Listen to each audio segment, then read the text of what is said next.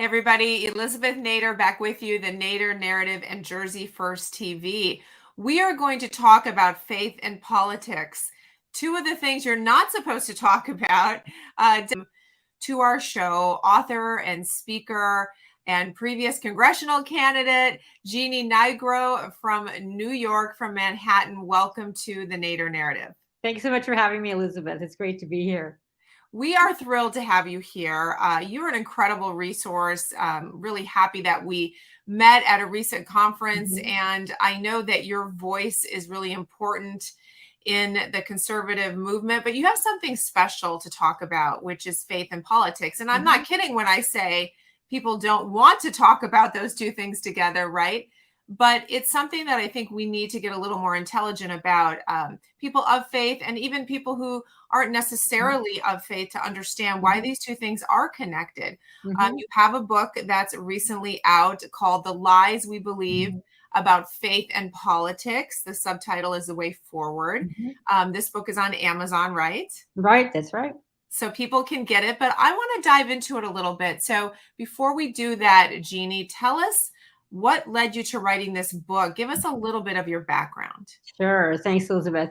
Well, my background is really a mix of three things: corporate, ministry, and politics. And most recently, I've had my own ministry for about 15 years, teaching really lies, a lot of lies that we believe about ourselves, about God, teaching about how to be unshaken in uncertain times, how to have intimacy with God, breaking through fear and stress, those types of topics. And then I ended up, long story short, running for Congress from New York against Nadler in 2020. And unfortunately, the campaign ended with just the lockdown and all the mess that happened from that. But it was a great experience. I'm thinking about running again.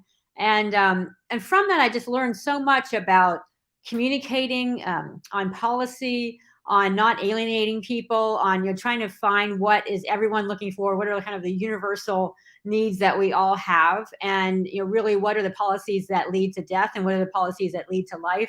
And then also recognizing just the lies that the faith community is believing about politics, and that everybody's believing about politics, and that they should never be together, faith and politics. So during the lockdown, basically, during that time, I spent a lot of time writing this book, The Lies We Believe About Faith and Politics. But not only the lies, but that subtitle is really important, The Way Forward, because I saw so many people struggling, especially after the elections in 2020, with what do we do? Where do we go from here? What has God let us down? Have the politicians let us down? Has the party let us down?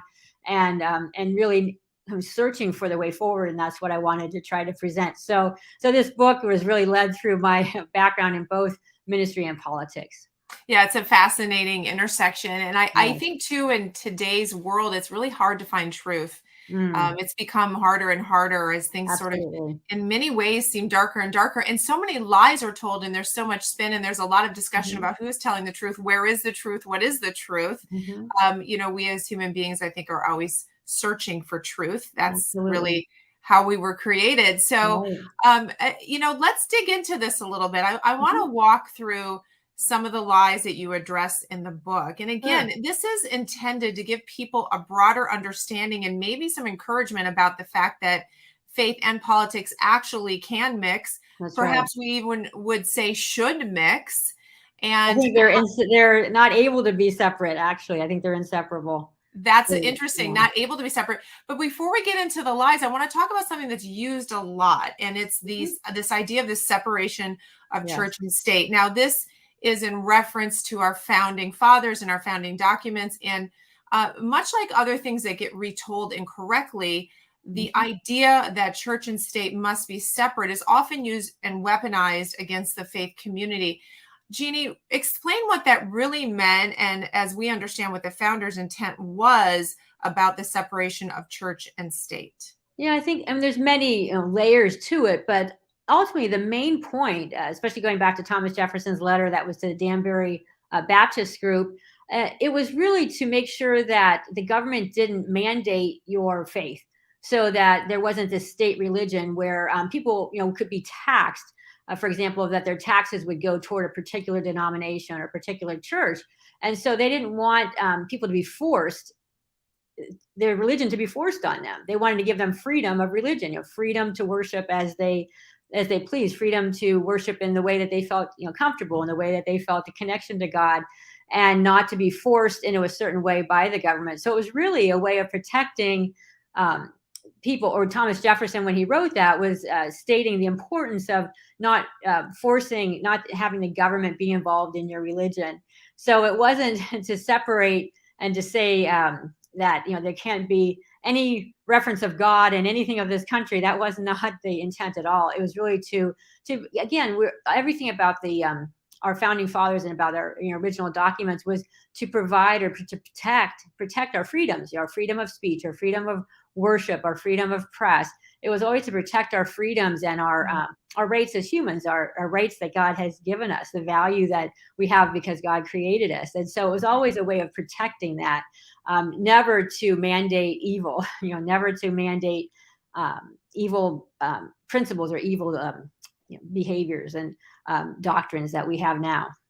And what's interesting is that if in fact some people have said, well, what Jefferson was saying, the separation of church and state meant that there is no faith at all involved in government, would fly in the face of most of what we saw in terms of what the founders said, what Absolutely. They did, the documents they wrote, their own writings actually prove otherwise. And I think historians who are telling the truth would say we are based as a country on Judeo-Christian values, and we see that throughout Absolutely. Everything. So that leads us to the fact that, in fact, these two things are not necessarily inseparable and are not, and that it's not about mandating a religion. But let's talk about what faith means in the context of government and of politics. So I'm going to go through some of the lies you talk about in the book, and I just want you to expound on them a little bit more. And I recommend to the audience to get this book. It's an eye-opener and really help you understand maybe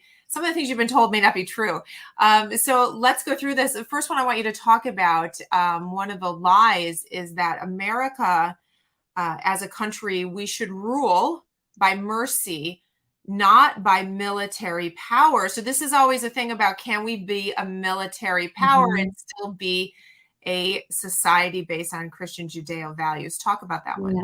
And I think we have to look at, the kind of step back and look at really a couple of things, our founding documents, and think, what are the core tenets of those? And really the core tenets are biblical. As I mentioned, they're life, sustaining life, enhancing opportunity, enhancing our ability for happiness, for fulfillment. I call it, the fulfillment of how God's created us with a purpose, that we can fulfill that purpose, freedom, individuality, all these things.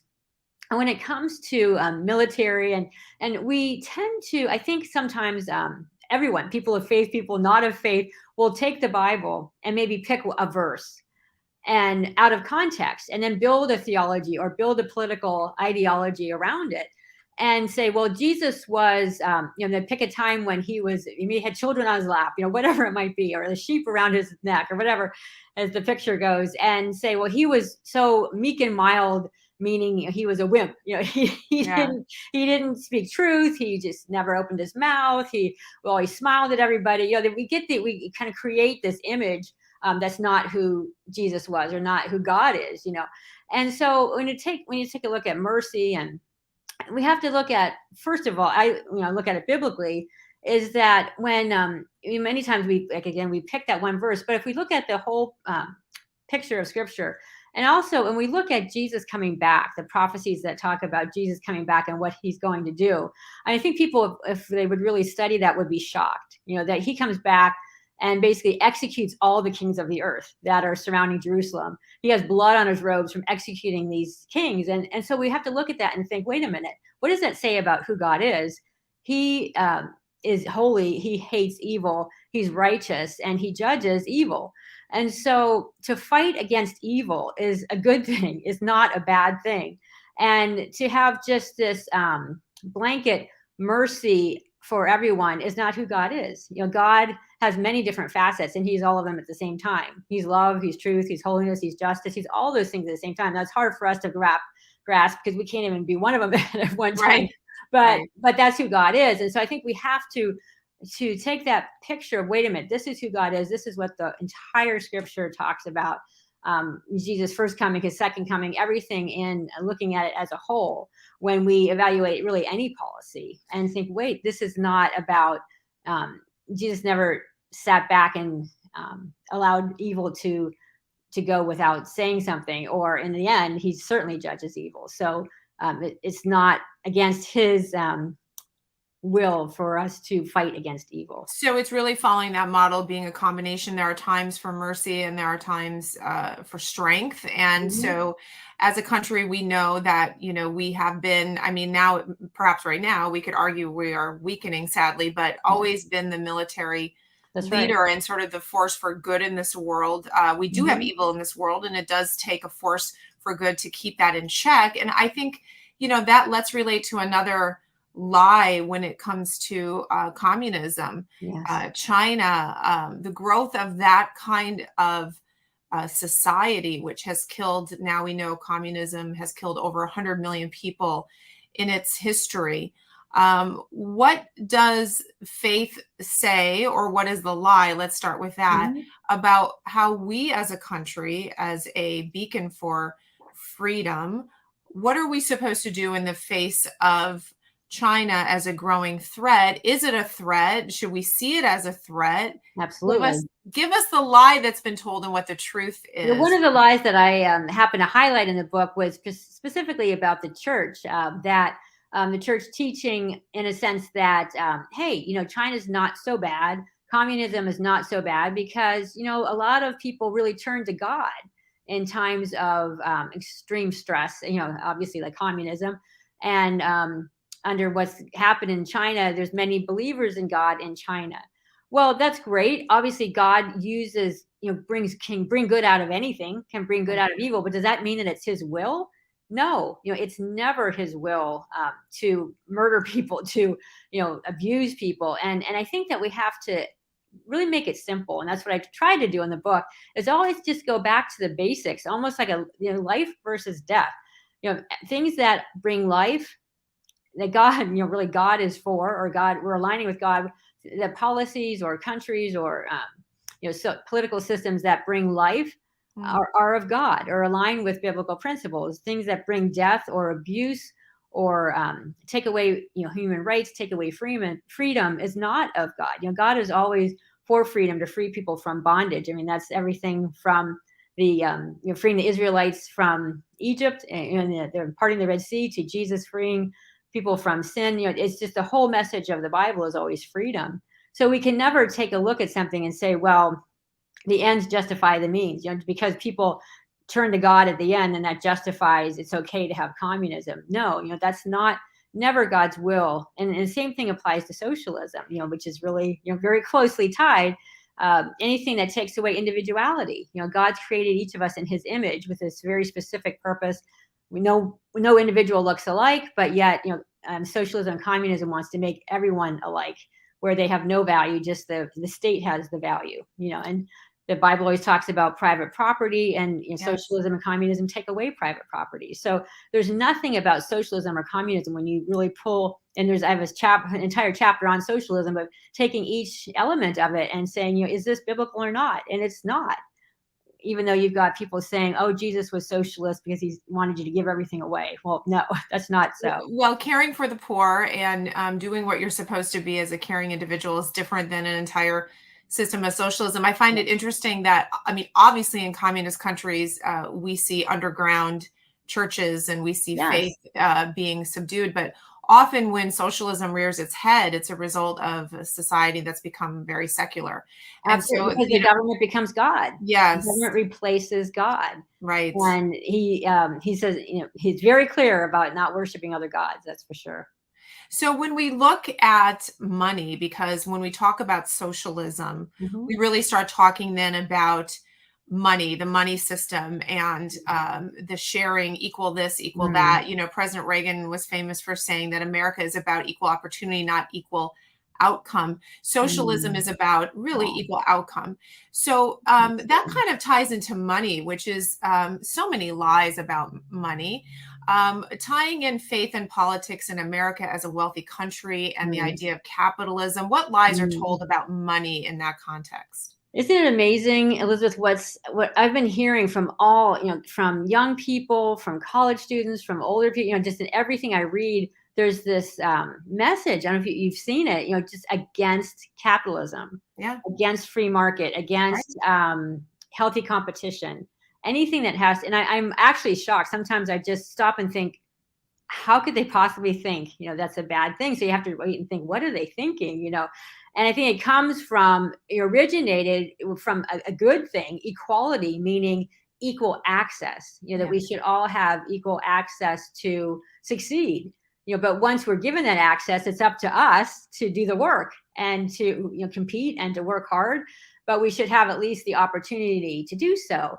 Well, now that's been erased, and now it's this kind of lie of equity of, well, we won't have SATs because we don't want anybody to do poorly on them, so take away any competition.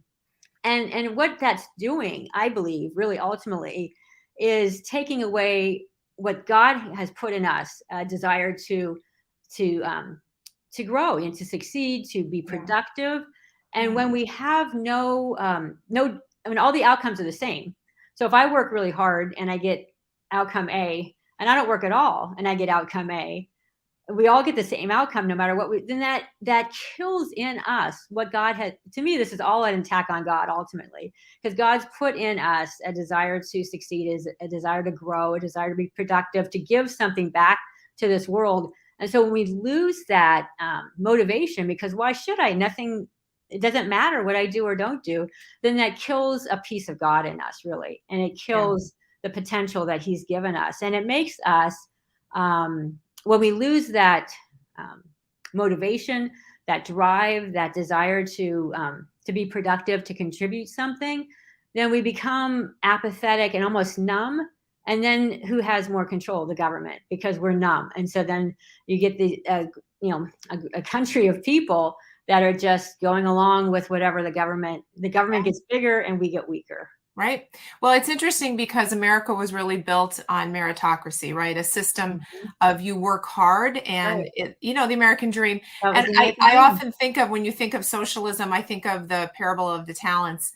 And if we just look at that story from the Bible, where the outcome mattered, what you did mattered. That's right. And I do think it's built, within us. Now, this idea that government continues to grow when we don't push back, and the encouragement, and we've seen it in the past 2 years, to submit to government. Right. What does that look like biblically and in the faith community? Because often you hear pressure from faith leaders to say, you must submit because that's what you are commanded to do. Talk about that. I'm so glad that you brought that up, Elizabeth, because that is one of my key button pushers.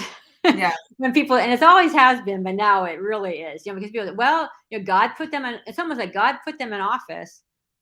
Did God put them in office, or did your vote put them in office? Yeah. Or did a fake election put them in office? Right. Whatever, but some process put them in office. But beyond that is, does God ever endorse or approve of abuse? No. Does he ever endorse or approve of tyranny? No. God, we have to look at, when Romans 13 is talking about that God established government to protect us against evildoers. There's always going to be people who break the law. There's always going to be people who choose to do evil. And so government was put in place to protect us from basically those that were lawless, and to punish those who broke the law. That's what they're in place for. Now, when they go above and beyond that, or when they start acting like God, or when they start abusing their powers, or when they start abusing their constituents or being tyrannical, then we have a responsibility as we the people to stand against that. God does not say, obey evildoers. It says, I must obey God, not man. So we are to obey government when they're in line with God, when they're in line with biblical principles, when they are protecting the people, when they are punishing evildoers. And what are we doing? We're punishing the innocent. And especially in New York, we're letting go, we're, incentivizing people to do crime over and over and over again. Yeah. And with no repercussions, with no consequences at all. So in that case, yes, we should stand against that. That's exactly the opposite of how God's designed government. Right. So, I have to tell you, this book is so good. It makes you think through all these lies that you've heard, in some cases taken as truth. Yeah. Especially when they try to say it's fair and caring, Yes. Well, I would say policy is Christ-like, because you stop and you get a little guilty and you think, gosh, they are being more Christ-like than I am. And it's like, wait a minute, let's dissect that a little bit. Right. And I think that's a fascinating piece of this too, is looking at those policies and saying, well, they're compassionate. Well, what is true compassion, and who are they compassionate toward? Yes. Who's the big government? Right. Because when you expand that, you're expanding government. I would spend so much time on this book. I want everyone to get it and read it and understand it. Ultimately, though, there's so many pieces of truth in there that really set you free from the burden that people have put on us to say, you can't talk about that. You have to be this way. You have to be that way, or you're not a good person. You're not godly. That's right. But ultimately what you're saying in all this, Jeannie, is that we need to be involved and we need to bring our faith into politics. And that's bigger than just voting for the right people. But it's also about, what does that really mean to be involved? And why do you believe that God expects that of us? Yeah, I think that, and I remember growing up, I was involved in politics and all, and it seemed to me like it was for economists, these people that knew how to do these graphs and forecasts of taxes. And I thought, I don't know anything about taxes, and that's really maybe what it used to be. I don't know. But where it is now, when we have the courts and we have school boards legislating and executive orders legislating morality, that's, how can we not get involved? How can we say we believe in God at all and not fight against evil, and allow our government or allow our school boards to legislate evil? That's when it's a moral battle. It's a spiritual battle. It's really not about, taxes. Yeah, of course, that's a piece of it, but it's not just opinions on taxes. We've got people who are actually legislating morality, telling us what we can believe, telling us what we can say, telling us what sex we are, telling us all these things. It's like, wait a minute. So we have to see that this is a spiritual battle. This is a moral battle. This is something that we are called to do. The Bible says if you see evil, or if you see good to be done and you don't do it, then that's sin. So we have to, step back and think, wait, if I don't say anything against this immorality that's being forced on us, then that's sin. And I think we have to look at it as, yes, it's political, is almost the stage that this is being played out on, but behind it, it's a spiritual battle that we're all called to play a part of. And you mentioned the parable of the talents. Jesus called the servant who did nothing with what he was given a wicked servant. Right. I mean, that says it all. Yeah, it says it all. And I think your message is timeless but timely. Yes. I think like never before we're facing an assault on really every aspect, as you listed them, of our lives and our children. And it's time for us to understand these two worlds must be put together. We can no longer separate them in a way that we were told we must. We used to be able to do that, maybe. Yes, we can't.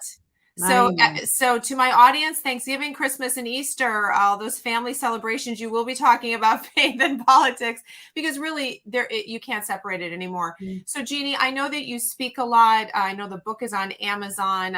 Would love to see you in front of more audiences in New Jersey, encouraging them. How do people get in touch with you? I would love to be in New Jersey. I love you guys. I think you're doing an amazing job. Just the grassroots and a seat at the table. I was impressed. I've been to a million conferences, and that's got to be probably at the top of my list. I was impressed. So I can't wait till next year. Yes. They can get in touch with me on my website, Jeanne Nigro, JeanneNigro.com.